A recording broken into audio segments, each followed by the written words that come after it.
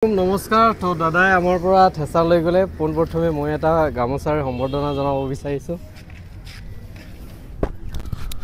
তো ভাল লাগিছে দাদা আহিছে আপুনি ক'ৰ পৰা আহিছিলে মই জিৰাৰ পৰা আহিছোঁ জিৰা মেঘালয় পৰে মেঘালয় বৰ্ডাৰ হয় মেঘালয় বৰ্ডাৰৰ পৰা তো দাদাই মেঘালয় বৰ্ডাৰৰ পৰা আমাৰ ইয়াতে আহিছিলে আমাৰ ভাই এগ্ৰিকালচাৰেল এণ্টাৰপ্ৰাইজলৈ আহিছিলে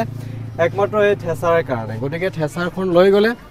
অৰেঞ্জ কালাৰৰ ঠেচাৰ লৈ গৈছে তো দাদাক মই সুধিছোঁ যে আপোনালোকৰ ইয়াতে আহি কিবা ভাল লাগিছে নে বেয়া লাগিছে ভাল লাগিছে আমালোকৰ আচলতে ব্যৱহাৰটো কেনেকুৱা হ'লে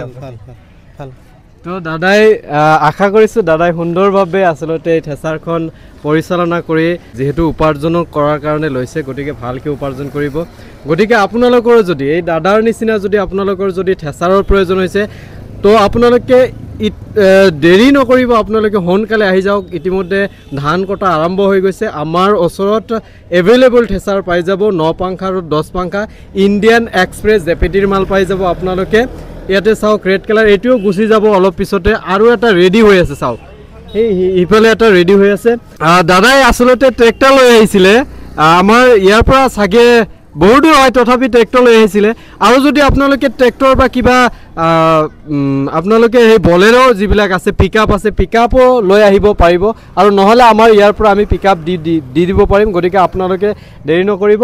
ইফালে চাওক এটা ৰেড কালাৰৰ গুচি গৈ আছে এটা অৰেঞ্জ কালাৰৰ আৰু এইটো এটা আছে ৰেড আৰু অৰেঞ্জ মিক্স কালাৰ গতিকে আপোনালোকৰ যেনেকুৱা কালাৰ লাগে আমাৰ ওচৰত তিনিওটা টপ কালাৰ হ'ব এটা হ'ব অৰেঞ্জ এটা হ'ব ৰেড আৰু এটা হ'ব গ্ৰীণ গতিকে